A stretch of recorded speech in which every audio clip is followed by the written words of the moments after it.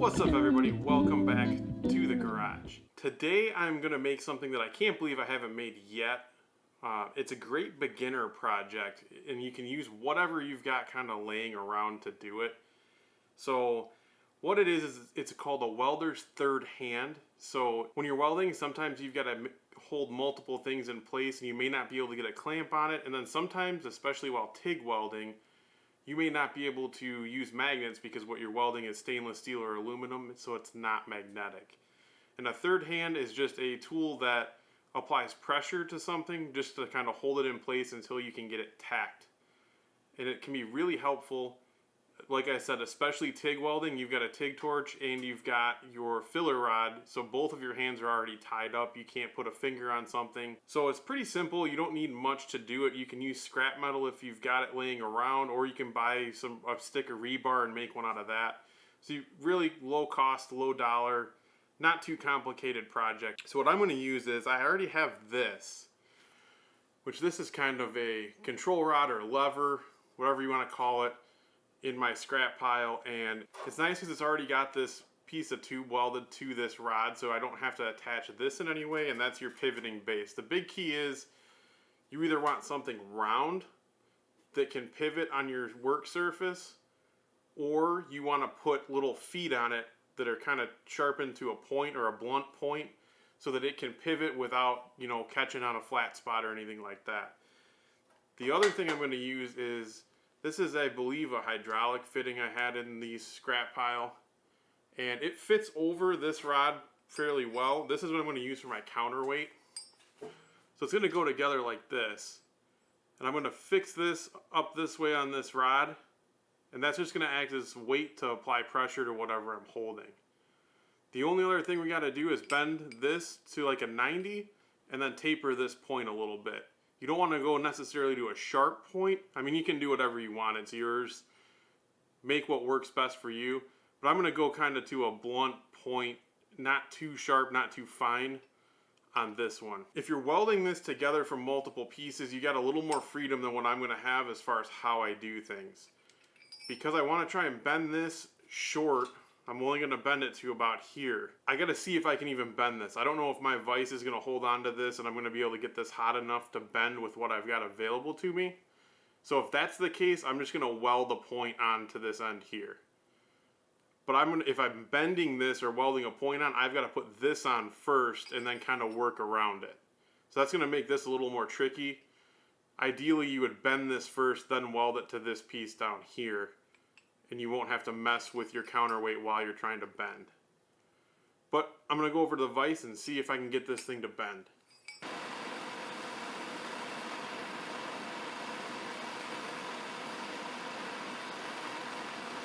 Alright, so I couldn't get this thing to bend, so what I'm going to do instead is, I've got another one of these. I'm going to cut just the rod part off, and then I'm going to get it tapered down, and I will just weld that piece to the end here instead. So sometimes things don't work out and you got to figure out a different way to do them. I could easily make this out of some other stuff I have laying around, but I figured that this was a good application for these since I don't really know what else to use them for. So I want to use these, and that's what I'm going to do. But like I said before, you can make them out of rebar, or you can make them out of just some round stock. Whatever you got laying around, you can use to make one of these tools. So that being said, let me get a piece of this cut and I'll start tapering it, and then we'll come back and get it all put together.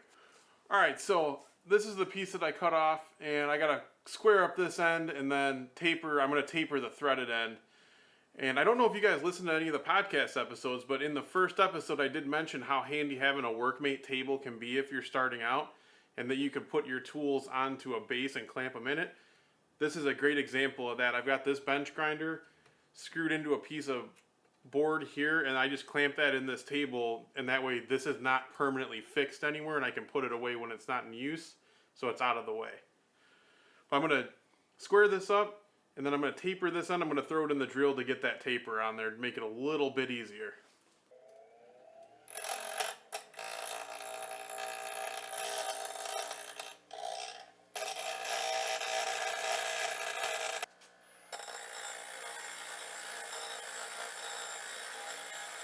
It's a little rough, so I'm going to get that a little further polished. It doesn't need to be perfect, but I just want to get some of this roughness out of there, mainly for appearance reasons. But I'm going to do that on the other wheel, and then maybe with a Scotch-Brite pad after that. So that's a lot better. Still probably going to hit it with the Scotch-Brite real quick just to get some of the other roughness off, and then we'll be good to weld this thing on. So I got this cleaned up and smoothed out. Now I'm going to put a flat spot in it so I can get it welded onto the end of this piece here. So I'm going to flatten this so that it fits nice on here.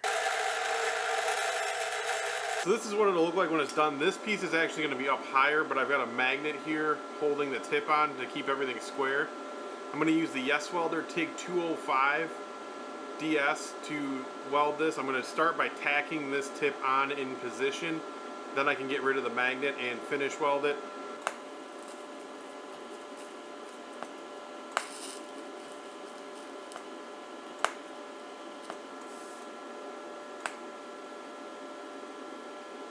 Alright, so it's tacked on there now. That's not going to go anywhere.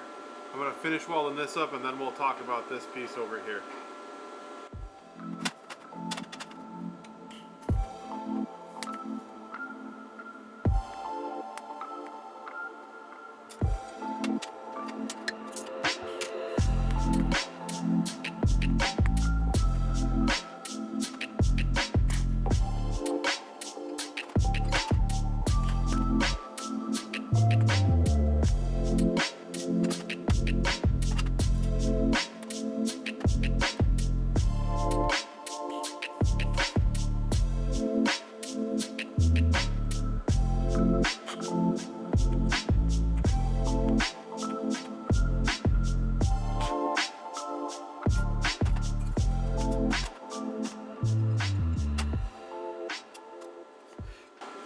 So you can kind of see from how dirty this was, this metal had a weird coating that may have still been left in the threads or something.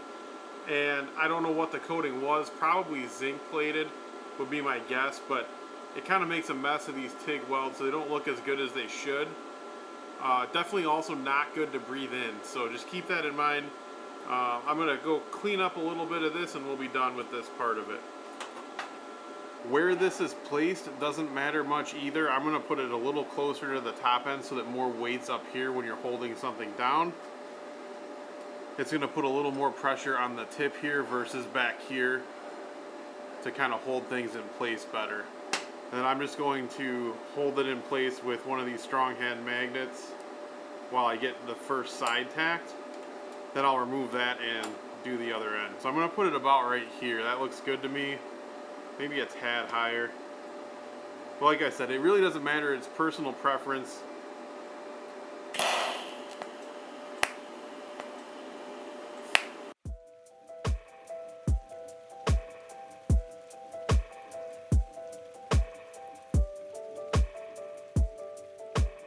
So here it is all done. Not bad for some scrap metal. The only real challenges I had for this were the metals and materials I used were scrap, so they had some coatings and things on them that weren't exactly great.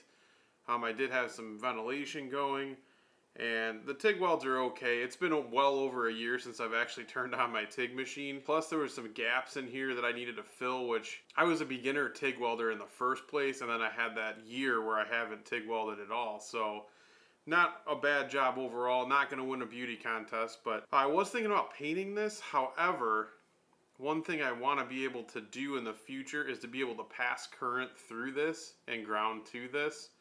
So it just worked out that this piece that I use as the base, this lever or control rod, whatever you want to call it, already has this little tab welded onto it.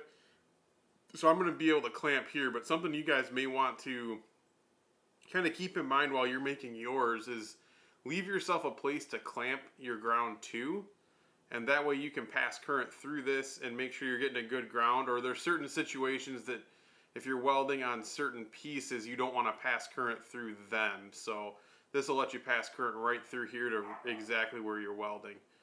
But overall I'm happy with it. It's going to get a lot of use. I've got some projects coming up that are going to both give me time on the TIG machine and be kind of fun projects, not necessarily anything extremely useful.